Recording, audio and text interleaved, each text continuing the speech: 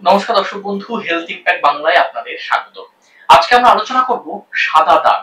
এই সাদা দাগ বিভিন্ন বয়সী মানুষের শরীরের বিভিন্ন অংশে হতে পারে।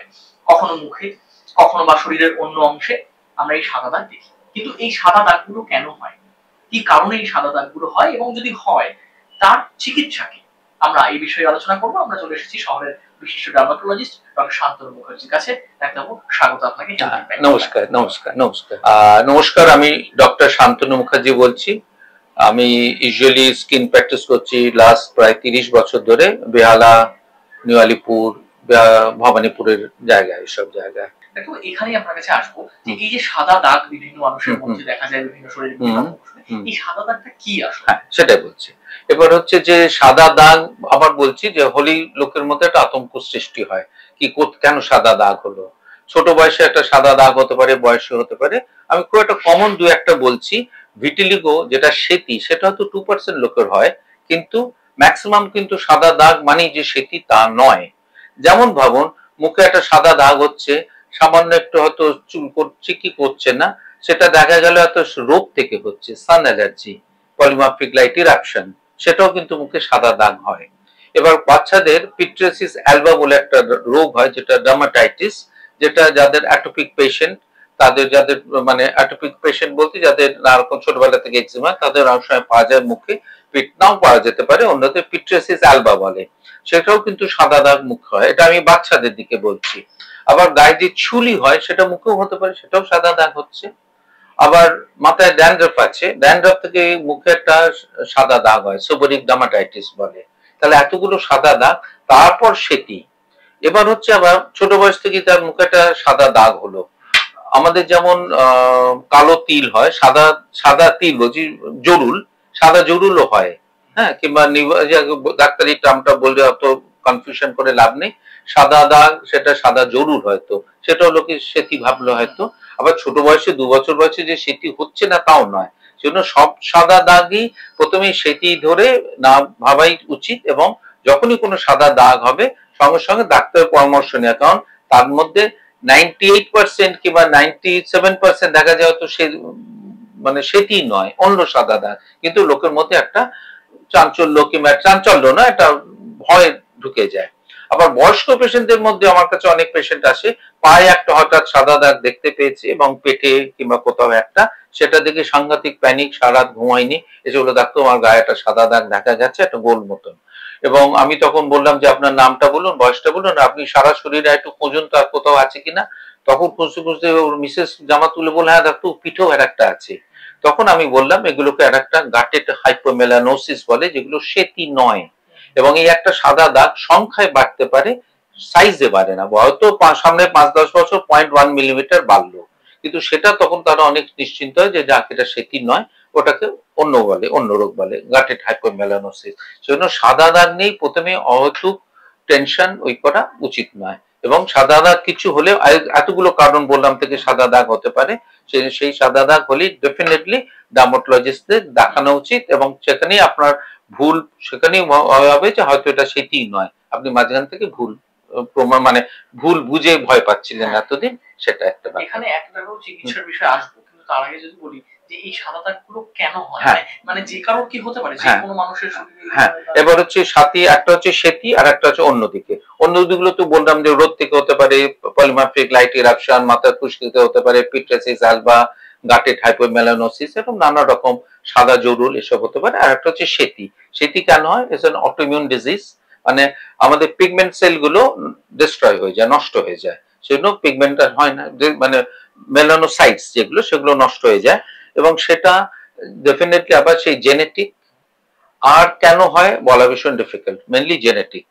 এবং এটা ট্রিটমেন্ট একটা যেটা হচ্ছে যে অনেক ট্রিটমেন্ট আছে যেখানে হেয়ার আছে, বডি হেয়ার, সেখানে response rate is much better then non hairy areas. যেমন আমরা একটা বলি লিপ টু টিপ ডিস্ট্রিবিউশন, ঠোঁটে হয়েছে, ঠোঁটের আঙুলের ডগায় হচ্ছে, রেস্টের এখানে হচ্ছে, যেরকম জায়গায় লোম নেই সেখানে কিন্তু একটু রেজিস্ট্যান্ট টু ট্রিটমেন্ট হয়। এবার হচ্ছে যেহেতু এটা non lethal disease, is an cosmetic problem, সেই জন্য সবসময় আমি বলি পেশেন্টদের never go for any lethal treatment, lethal medicines, for a non lethal disease, যেটা কোনো ক্ষতি করে না। হ্যাঁ বলতে পারেন কসমেটিক প্রবলেম, সোশ্যাল ট্যাবু, বিয়ে হবে না, হ্যান হবে না, ত্যান হবে না, সেই একটা টেনশন তো থেকেই যায়। সেই জন্য টেনশনে কিছু না, অনেক সেটি সারে, সার্জিক্যাল আজকাল হয়েছে, মেডিসিনাল হয়েছে, বাচ্চাদের সেটির রেসপন্স অনেক বেটার।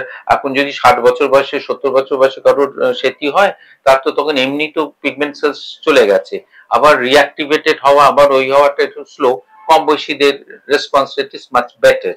তবে দুটো জিনিস, সেটি যখনই হবে সেখানে আমরা কিছু ভিটামিন সি রেস্ট্রিকশন করি, ফ্রিকশন যাতে না হয়, এবং স্ট্রেস, স্ট্রেস একটা কিন্তু অনেক সব রোগী বাড়িয়ে দেয়, তার মধ্যে সেটিকেও স্ট্রেসে ফ্রিকশনে বেড়ে যেতে পারে। আবার সাইকোলজিক্যাল, যেমন একজন এসছে তার মুখে একটা সেতি হয়েছে, একজন ডাক্তার ঢুকতেই বলেছে তার পেরেন্টসকে যে তো মুখে সেতি হয়েছে, so they were so tense, with tears they have come to my চেম্বারে এসছে। আমি বুঝলাম যারা সাইকোলজিক্যালি এবং বাড়িতে আলোচনা করে বাচ্চাটা বসে বসে শোনে, তার মানে তখন আমি বললাম না এটা সেটি নয় তো, I had to say white লাই। হ্যাঁ না না না এটা সেটি নয়, এমনি একটা সাদা দাগ হয়েছে, সে আমি ঘুরেই সেটি বললাম, না না সাদা দাগে সেদিকে বলেছে আপনার, সেটি নয় একেবারে, তাই নাকি ডাক্তার?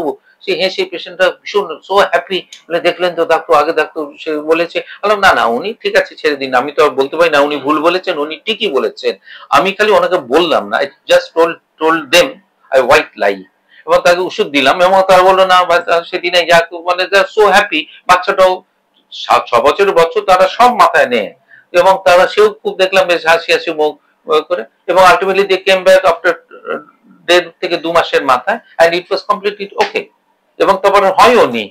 সাইকোলজিক্যাল স্ট্রেস, স্ট্রেস থেকে বাইরে। So this is the thing, it's a complicated thing. কারণ ভালো হয়, এখন এরকম বলবো না যে সেটি ভালো হয় না, সেটি ভালো হয় না তাও হতে পারে, আবার সার্জিক্যাল আছে। সো টেনশন করে লাভ নেই। আবার বললাম ম্যাক্সিমাম সাদা দাগ সেটি নয়, সেজন্য সেটি হই কি হয়নি সেটা ডাক্তারের সঙ্গে কথা বলে নেওয়া ভালো। একদম। এখানে চিকিৎসা তো আপনি আপনার কাছে যখন পেশেন্ট আসছে তখন আপনি ওষুধ দিচ্ছেন বা ট্রিটমেন্ট হচ্ছে, ঘরোয়া কোনো পদ্ধতি মানে যেটা মানে একটু মেনে চললে এগুলো থেকে একটু রেজিস্ট করা সম্ভব হয়, বা এগুলো দেখুন ব্যাপার হচ্ছে ঘরোয়া পদ্ধতি, খাওয়া দাওয়া বা খাওয়া দাওয়া বলতে কোনো জীবনযাপনে কিছু নেই, দুটো জিনিস, একটা হচ্ছে ফ্রিকশন যাতে না হয়, এবং টক জাতীয় ভিটামিন সি এনরিচড ফুড বাদ দিতে হয়। আর এটা হচ্ছে তো আবার অটোইমিউন ডিজিজ, যেমন আপনার থাইরয়েড হলো, থাইরয়েড কেন হলো? অটোইমিউন ডিজিজ, থাইরয়েড গ্ল্যান্ড গুলো আর কাজ করছে না, সেটিও তো তাই। বডি ইমিউনিটি বাড়ানো ন্যাচারাল ওয়ে, যে এটা লাইফস্টাইলেই চেঞ্জ করলে সেটি হবে না কিংবা সেটি ভালো হয়ে যাবে, সেরকম বিশেষ কিছু নেই। আবার সে হলাম বডি ইমিউনিটি বাড়ানো, এবং যেমন আমরা লিভামিজল বলে একটা ট্যাবলেট আছে, যেটা একটা অ্যান্টি ডিওয়ার্মিং ট্যাবলেট, হ্যাঁ লিভামিজল বলে, সেটা আমরা যাদের সেটিও তাদের আমরা দিই। দ্যাট ইজ ইমিউনো মডুলেটর, তার মানে ইমিউন সিস্টেমটাকে বাড়িয়ে দেয়, তাতে দেখা গেছে পেশেন্টের অনেক রেসপন্স ভালো। তার মানে কিছু লাগাচ্ছি না, কিন্তু তার ওই লিভামিজলটা দিয়ে তার বডি ইমিউনিটি বাড়ছে। এরকম ন্যাচারাল অনেক কিছু আছে যেগুলো বডি ইমিউনিটি বাড়ায়। হ্যাঁ যেমন কাঁচা হলুদ, রসুন, সেগুলো কিন্তু বডি ইমিউনিটি বাড়ায়, ইনফ্লামেশন কমায়, এসব ব্যাপার আছে, সেগুলো দিয়ে ডেফিনেটলি কিছুটা কন্ট্রোল করা যেতে পারে, তবে স্ট্রেস কমাতে হবে, সেটাই। একেবারেই। অর্থাৎ ডাক্তারবাবু যেটা বলছেন যে স্ট্রেসটা একটা খুব ইম্পর্টেন্ট বিষয়। আপনার সাদা দাগ হচ্ছে মানেই সেটা সেতি হয়ে যাচ্ছে, সেটা নিয়ে আতঙ্কিত হওয়ার কিছু নেই। আপনি চিকিৎসকের পরামর্শ নিন সঠিক সময়, এবং বডি ইমিউনিটি বাড়ায় এই ধরনের খাওয়া ডাক্তারবাবুর পরামর্শ মেনে সেগুলো নিজেদের খাওয়ার তালিকায় রাখুন। এবং যে স্ট্রেস, সেটা কিন্তু স্ট্রেস মুক্ত জীবন কাটাতে হবে। এগুলো থেকে মুক্তি পেতে গেলে সেই সঙ্গে চিকিৎসা তো আছেই, অচিরেই আপনি সুস্থ হয়ে উঠবেন এবং এই সাদা দাগ বা সেতি বা ছুরি বা সাদা ছোপ এগুলো থেকে মুক্তি পাবেন। চিকিৎসকের পরামর্শ মেনে চলুন। আর এই বিষয়ে যদি আপনাদের কোনো পরামর্শ থাকে, কোনো প্রশ্ন থাকে ডাক্তারবাবুর কাছে, তাহলে আমাদের কমেন্ট বক্সে জানান। আপনাদের প্রশ্ন নিয়ে আমরা আসবো ডক্টর শান্তনু মুখার্জির কাছে। অনেক ধন্যবাদ দর্শক।